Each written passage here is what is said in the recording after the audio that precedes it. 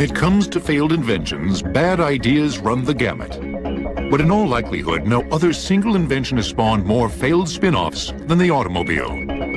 Individual tinkerers and major car manufacturers alike have always tried to come up with new and exciting ways to get a car to take us where we want to go. The 1950s were a period of growing prosperity in the United States. You had a lot of confidence in modernity and the future, and this was a really kind of car-crazy time when a lot of people's fantasies were invested in their automobiles, and a lot of manufacturers tried to satisfy that wish fulfillment, and that's, I think, why we saw some of these rather bizarre concepts come along. In the 1960s, the Ford Motor Company was eager to show the public it was on the cutting edge of innovative design, and actually toyed with the notion of building a nuclear-powered engine. The Nucleon, as it was called, would have come complete with its own plutonium pod. But questions of where to refuel and the potential dangers of having a rolling nuclear reactor kept the Nucleon from making it past this 3-foot model stage. A more serious experiment began in 1954, when the Chrysler Corporation embarked on a nearly 30-year odyssey to create a car whose power plant would borrow jet-age technology to improve power and efficiency. A car with the power plant of a jet engine.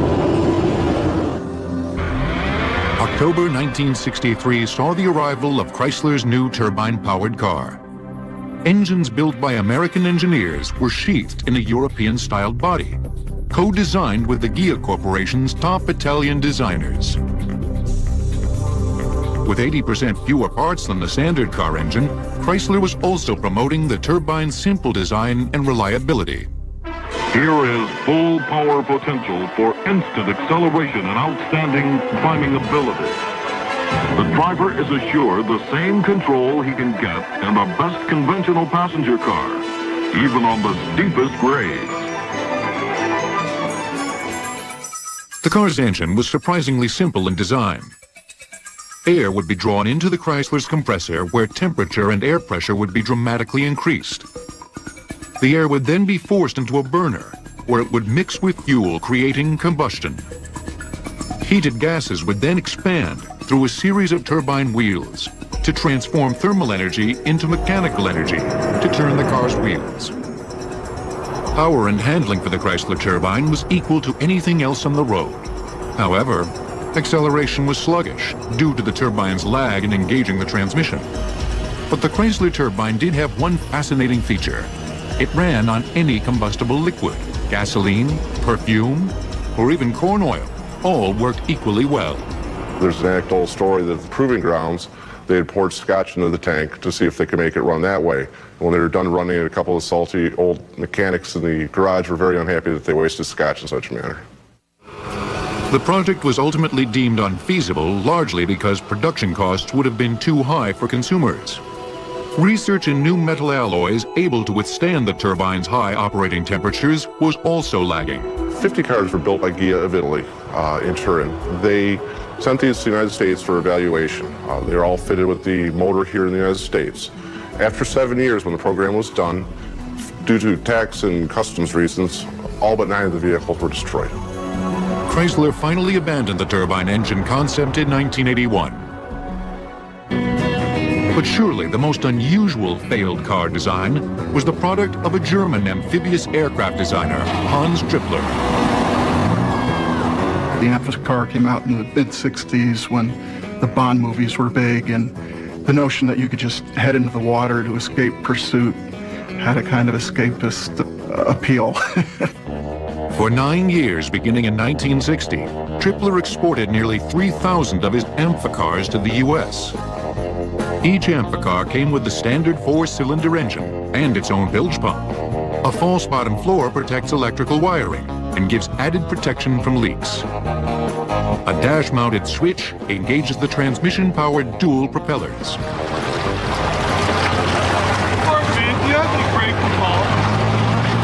The amphicar handles primarily like a car in the water, but consequently it handles pretty much like a boat on land.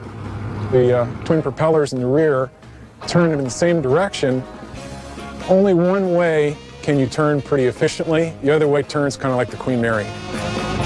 Costing nearly the same amount as a Mustang, the public faced a tough choice. Cool muscle car or ugly duckling that was all wet. The Mustang won the popularity contest. The Legacy will be a great idea that never was popularized enough and so never took off.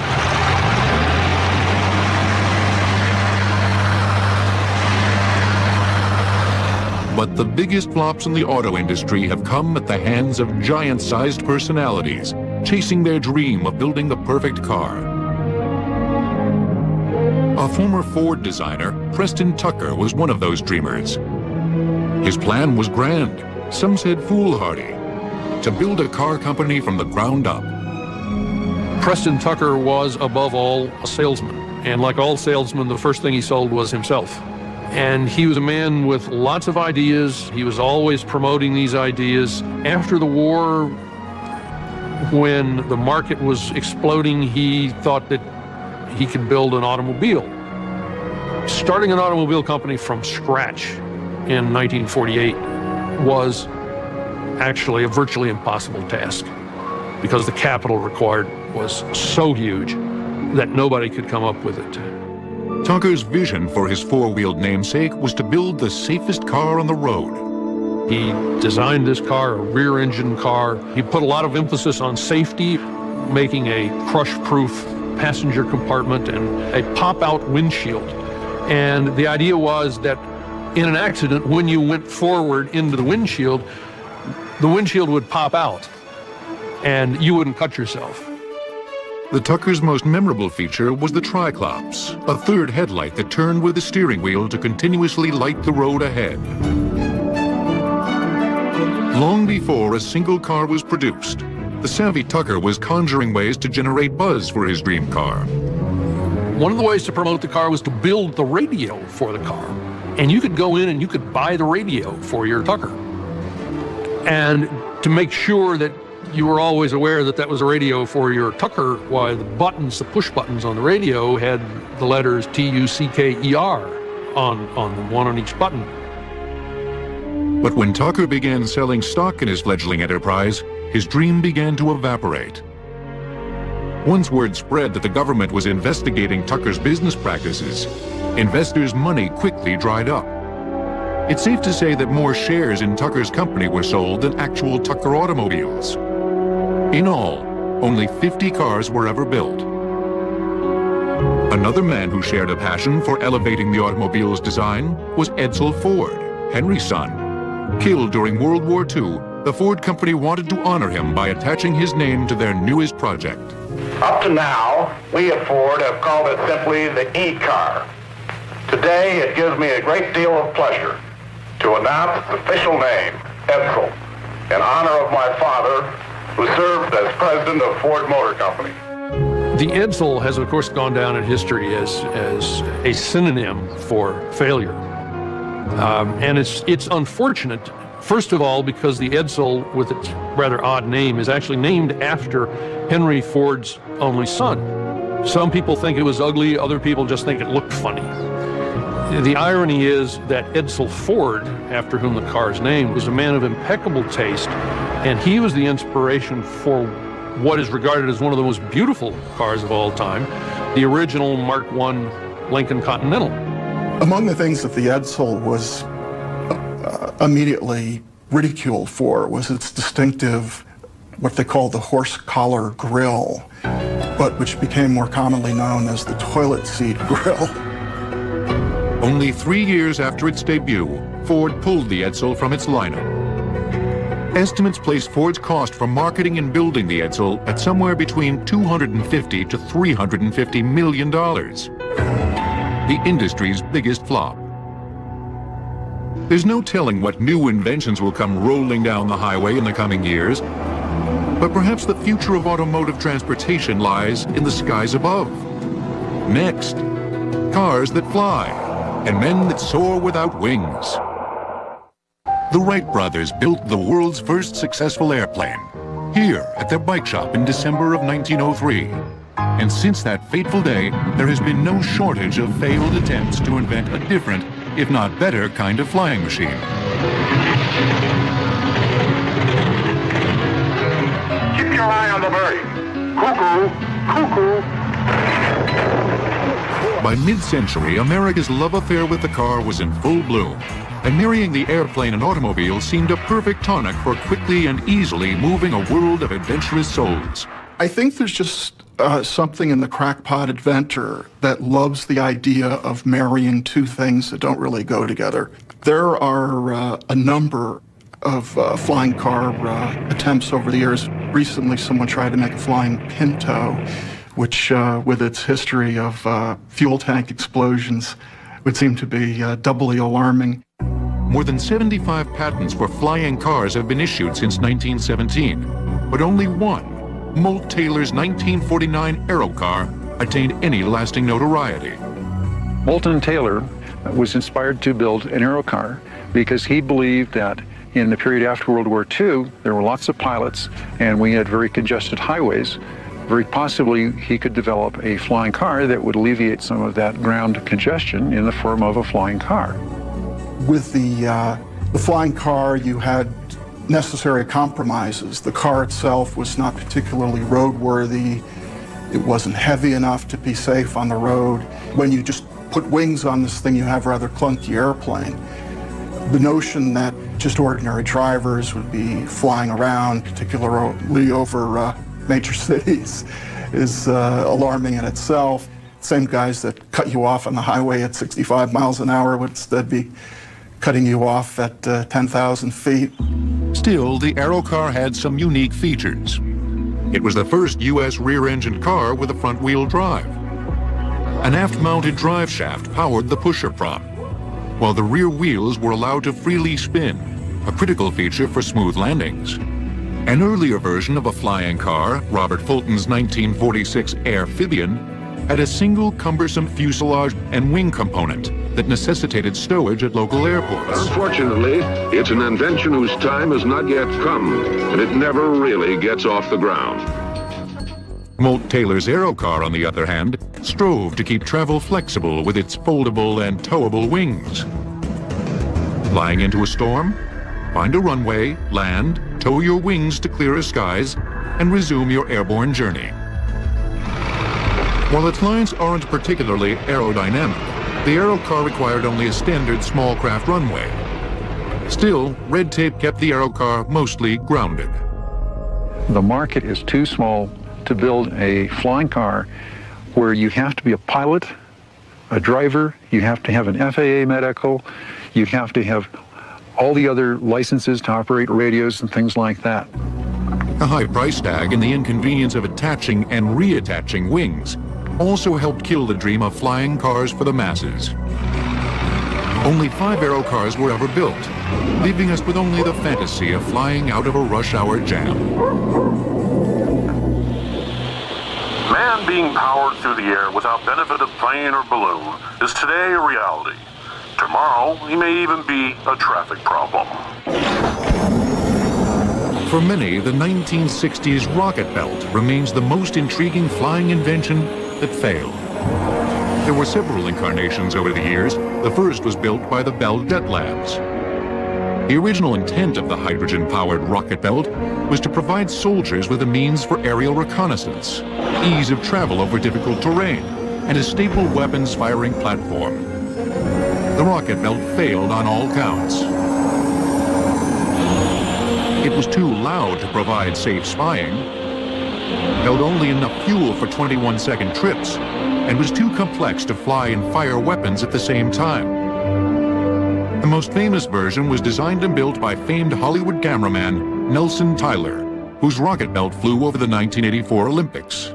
The whole thing is controlled with these arms that come out. You've got a throttle to go up and down, move the stick up and down, you fly forward and aft, sideways, you twist this. The fun thing, it's pretty hard to fly, it's hard to learn and train because you only have 20 seconds at a time to do it.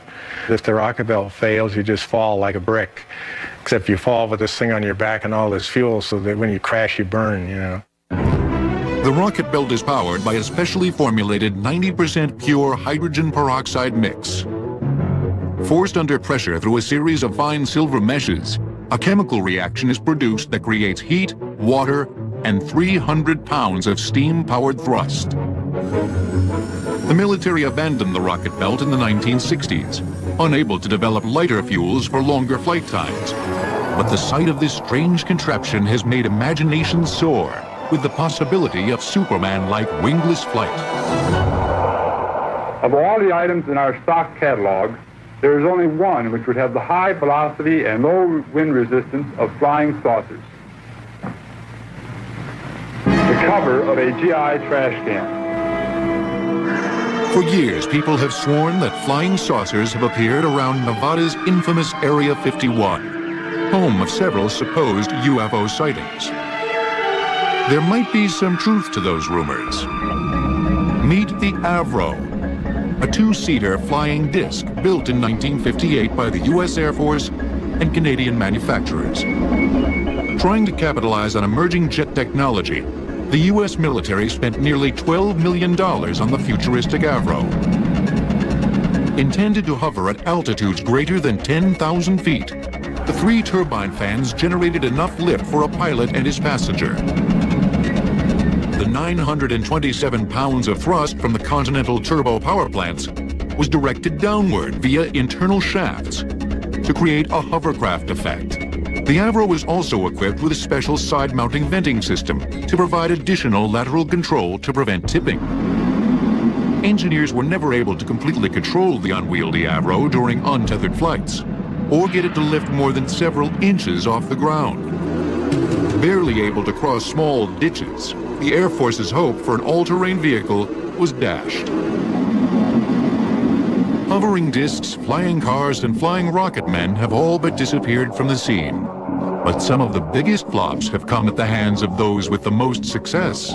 Up next, Thomas Edison gets bogged down in houses made of cement. Most failed inventions are the brainchilds of anonymous creators. But they're in good company. Even great minds have bad ideas.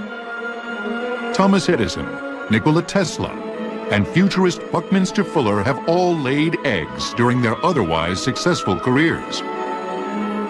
Anyone who's really thinking out of the box, who is pushing themselves constantly, is going to kick out a few ideas that just simply don't work. Nikola Tesla is remembered as the champion of electricity's alternating current, the X-ray, and wireless communication. He created the power station at Niagara Falls. And in an era of the horse and buggy, Tesla was creating radio-guided torpedoes. But many wonder if some of his inventions came from an even darker place. Tesla would have to be considered one of the quintessential mad scientists of all time. Tesla was said to have been engaged in designing a death ray for the U.S. government just prior to World War I. Generating more than 50 million volts of electricity, the super-concentrated beam of energy would theoretically have been powerful enough to destroy entire cities. The idea seemed outlandish, but with Tesla, you never knew. He was the kind of guy that you didn't want to dismiss too lightly because he had achieved enough of his theories that he had quite a bit of credibility. Tesla also imagined a day in which airplanes would be powered not by engines, but by powerful electromagnetic beams of energy. Broadcast from towers across the United States, airplanes would be pushed along their journey via small belly-mounted receptors. Tesla went so far as to build a giant 175-foot electrical tower on Long Island. But funding fell through before tests could be conducted. Although he conquered Niagara Falls, Tesla's genius didn't extend to his personal finances.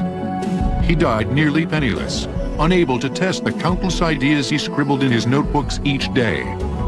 Researchers still scour his writings, hoping to uncover some new kernel of genius. Even the great inventive mind of Thomas Edison hatched some duds. The father of the light bulb, phonograph, and motion picture, Edison was granted an astounding 400 patents in a prolific 8-year period, from 1879 to 1886. But after the age of 40, things began to go sour for the Wizard of Menlo Park. Thomas Edison comes to Menlo Park in 1876 at the age of about 29. At this point, he is really soaring as an inventor, creative, innovative. Everything he touches is incredible. You might say from about the age of 25 to about 40, he has this, what you might call Midas touch. And it's not gold, it's platinum. And yet, there's a demarcation line. Right after that, all of a sudden, things that he touches aren't quite as successful, and it seems to get worse as time gets on. Kind of turns toward plate aluminum, you might say, in the later years. One of Edison's more bizarre failures involved manipulating electricity's powers to create a device for communicating with the dead. After the carnage of World War I, Edison felt families might be interested in contacting lost loved ones. Among his theories was the belief in an invisible source of electrical energy that could actually link survivors with people who had died. To date, no one has answered any of Edison's calls. Another Edison invention that failed was the talking doll, an idea that turned out to be way ahead of the day's technology. Edison invented the phonograph in 1877. In 1889, he decided to make a talking doll. He imported the heads from Germany because they had the best bisque heads. On the dolls, he had a little phonograph motor, which was hand-driven, and a little wax record that would be placed around. There was a total of about 7 or 8 different songs that you could buy. It would be placed inside the chest of this doll and be closed. And the children would crank the doll, but it was very difficult at the time to work this phonograph. First of all, you had to keep it at a constant speed, and you had to take the whole motor apart just to put a new record in.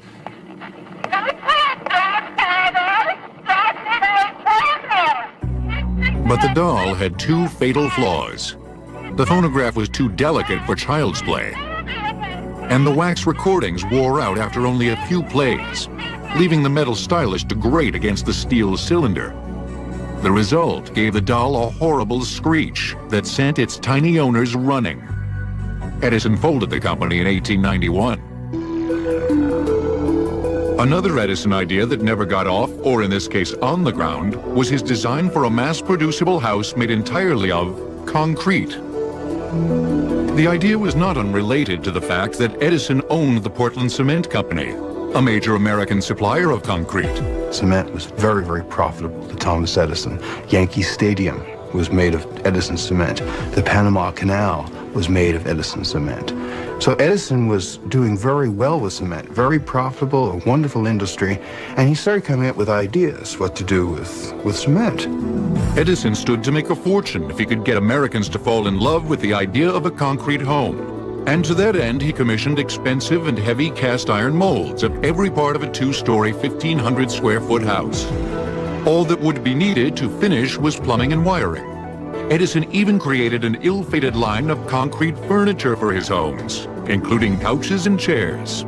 As soon as the press heard about it, they had cartoons with a 2-horse team connected to your couch every time you wanted the dust.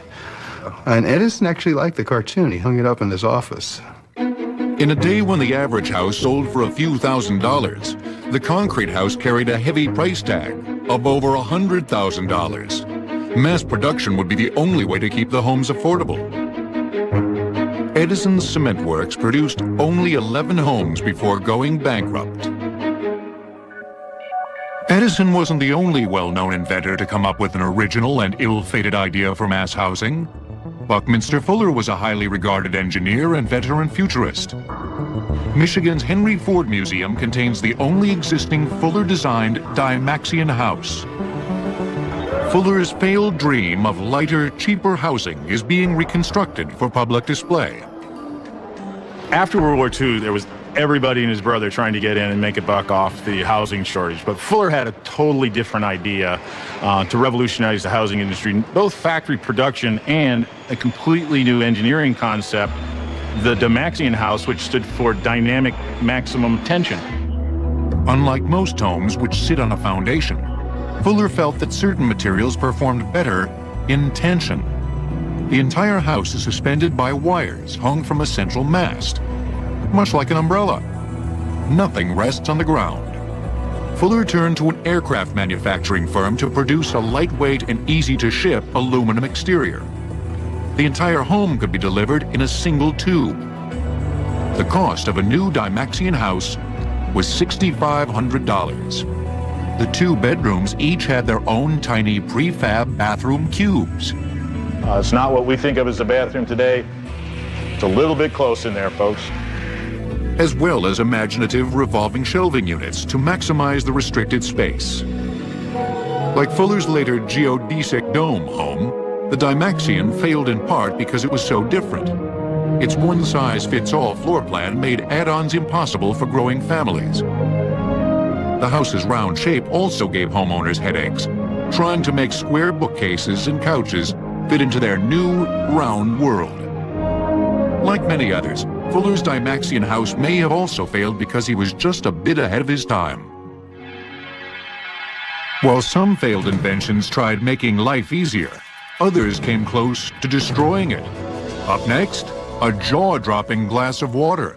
The field of medicine has produced the lion's share of failed inventions, and Bob McCoy has amassed a collection of more than 250,000 bizarre gadgets at his Minneapolis-based Museum of Questionable Medical Devices. The discovery in 1898 of the radioactive element of radium spawned dozens of lethal medical inventions. People wonder why there are so many radium inventions. I think it's because it was a popular thing at the beginning of the 20th century. It had a certain sense of vitality and energy. Not only did they sell radium products thinking they're going to make you healthy, they also tied it in with sexuality. They were making radioactive athletic supporters for weak, sagging men. They were drying out boars' testicles and making them radioactive to improve your romantic talent.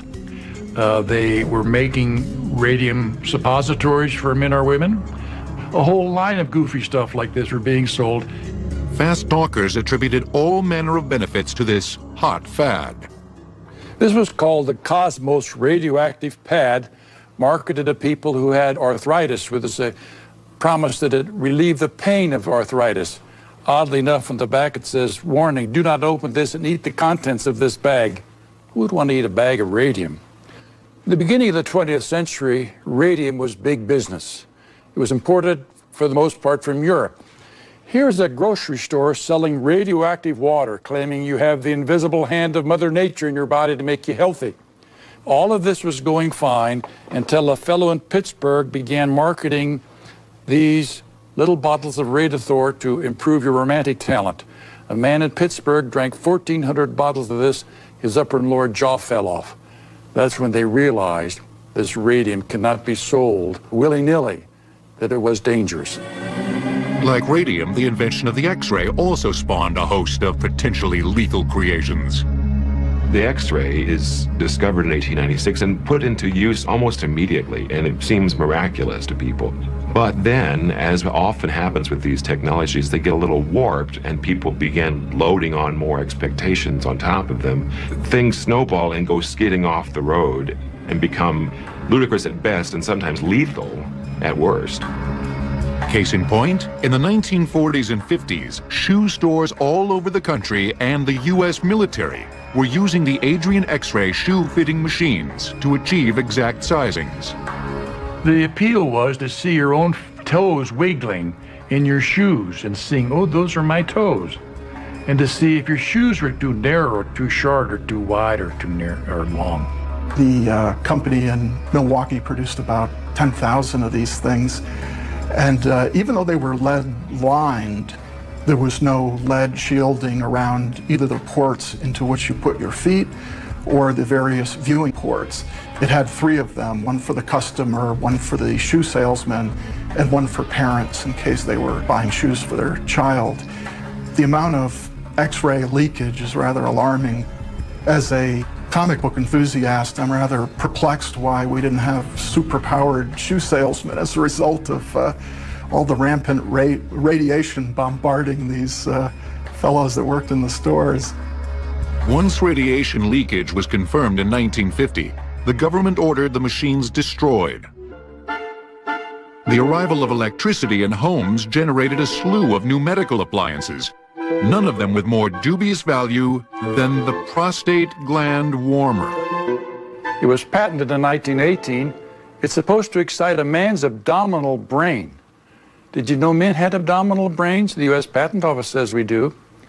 Now, the wattage of this bulb controls how warm this will be. This is a 25-watt bulb, and this doesn't get too hot. Actually, this didn't do anything. Electronic medical gadgets weren't the only inventions that failed because they didn't live up to expectations. Nearly 50 years later, inventors had shifted their focus from medicine to gadgets we find every day around our houses. At a 1977 Polaroid stockholders meeting, President Edwin Land, the inventor of the Polaroid instant camera, proudly unveiled his latest creation, Polavision. Dubbed a movie in a minute, Land said Polavision's home movies would become a part of your diary. Utilizing a Polaroid-like developing system, Polavision used short 2-minute recording cartridges. Each cartridge cost $10 and needed a special TV set to develop the Polaroid movie film. Polavision did not record sound. As Land addressed his stockholders, he wasn't banking on the success of the new Sony Betamax and JVC VHS video formats. Consumers opted for the longer recording times, sound, and instantaneous playback of video. Polaroid lost over $65 million in research and marketing costs. While video systems rendered Polavision useless, the Society of Unuseless Inventions welcomes the near misses. An unuseless invention is something that is useless in the sense that it doesn't work. It's not the sort of invention that will make your life necessarily easier, but it's not entirely useless. It's almost useful, or it's unuseless because it gives amusement to people. This is the Honest Husband hat, and the idea is that a lady can give this to her husband or her boyfriend and assure that when he walks through the park, he's not going to look at all the pretty girls, because he's got a picture of the wife and kids right here to remind him of his romantic obligations. This is the AC-free battery charger, and the notion is that you can recharge one of your old batteries simply by using 12 new batteries. It does really work, but you'll also shorten the lives of these 12 new batteries, so what you need is another 144 batteries in order to pump these back up. This is the Back Scratchers t-shirt. If you've ever had that problem of having to tell your partner higher, lower, to the left or the right, you know that it would be so much more convenient if you could just say, please scratch F3.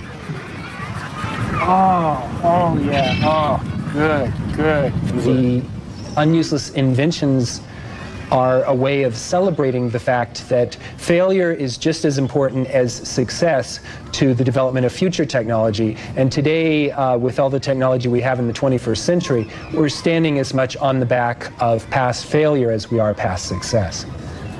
Plenty of failed inventions have affected the useful and necessary items that touch our everyday lives. Next, failed visions of lifestyles of the future. Most failed inventions have to do with the everyday things in our lives. The food that we eat, the clothes that we wear, the gadgets we have lying around the house, and even, as Buckminster Fuller discovered, our homes themselves. Ann Arbor, Michigan's new Product Works Research Center certainly looks like a supermarket, but it isn't. In fact, this is a place where failed products come to die. To date, more than 80,000 of them have come here as their final resting place. Every year, more than 30,000 new products hit the shelves, and every year, more than 90% of them fail. An expensive proposition, considering supermarket products like these can cost up to $20 to $50 million to launch. Robert McMath created this space in 1981 to help manufacturers launch new products. One of the things the collection represents is learning lessons from the past, and there are very positive lessons to learn from mistakes as well as the successes. We like to say we offer success insurance. Bad packaging, bad names, and just plain bad ideas can all add up to be concept killers. This is an interesting product. This is Barbecue Buddies. This was a nice barbecue sauce you sprayed on, and I always thought this was a great idea. The unfortunate problem is the package is so tall on its own before you even put the sprayer on that it doesn't fit on the average shelf. You can't put it on a supermarket shelf. You have to put it up at the top. It also doesn't fit in the refrigerator. Avert is a great concept, but unfortunately, they referred to it as a virucidal tissue, and that kind of got people scared. They think of homicidal and whatever else, and they weren't quite sure what a virucidal tissue was.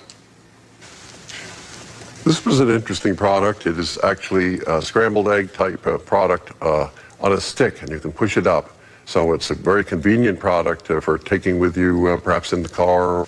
The unfortunate problem is that it fell apart if you pushed it up wrong, and people were complaining in the cars that the eggs were falling in their lap. In the 1980s, a nationwide health craze spawned a number of clean products that hit the supermarket aisles. It also saw one of the biggest supermarket product failures of all time.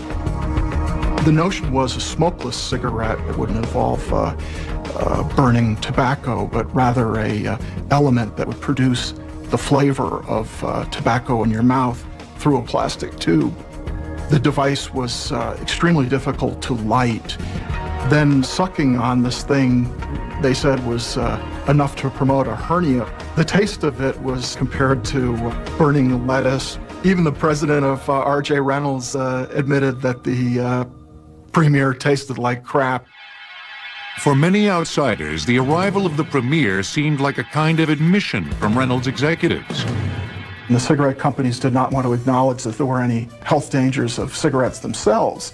What they hit upon was to describe it as a clean smoking experience. But at the same time, they didn't want to acknowledge that their other brands were dirty or unclean. With no smoke to blow or ashes to flick, the Premier cigarette robbed smokers of much of the smoking ritual. Consumer disinterest quickly extinguished the idea, costing Reynolds more than $300 million in research and marketing costs. Failed inventions haven't just affected the food we eat. They've touched every part of our daily lives, right down to the clothes on our backs. There have been clothes made from lava. Volcanic eruptions may one day become the source of a whole line of earthy fashions. And even a slew of fresh styles straight from the farm. Would you believe this transparent raincoat made in 1955 came from surplus fat from pork chops? But the paper dress ripped the competition. The paper dress is one of those almost uniquely 60s phenomena. It speaks a lot about the kind of carefree go-go days. The Scott Paper Company manufactured the first dresses to promote a new line of napkins and towels. Stains could simply be erased or trimmed away. Ultimately, the paper dress lost favor because its one-size-fits-all soured women who didn't appreciate its billowy moo-moo-style cut. But where to put all those paper dresses and grocery store flops? Creating a vision of tomorrow and the homes we'll live in has proved to be an uphill battle that most inventors never quite get right. Towering buildings and bright lights of the city of tomorrow, where plazas of urban living rise over freeways and vehicles electronically paced travel routes safely, swiftly, efficiently. Any kind of projection of the future is a statement about present realities. The city of tomorrow will be clean and spacious. Well, that's because the city of today is, in other words, they're saying, is crowded and awful and depressing. Inventors have long claimed the house of the future will come with a robot or two that frees man from the workaday grind. The future will be full of free time. I can perform 36 separate and distinct acts. Anyone out there knows of a mechanical woman who is looking for a boyfriend?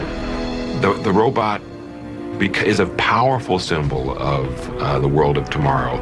We're still waiting around, most of us. I don't know if you've got one, but I think we're still waiting around for our own personal robots to hang around our house and serve us our coffee in the morning and take the dog for a walk.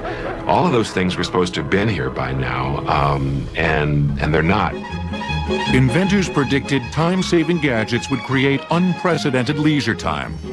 In fact, downtime has decreased despite the advance of technology. Clothes will be washed, even egg stains removed by washers that require no cleansing agent. High-frequency sound waves dissolve food particles and dirt.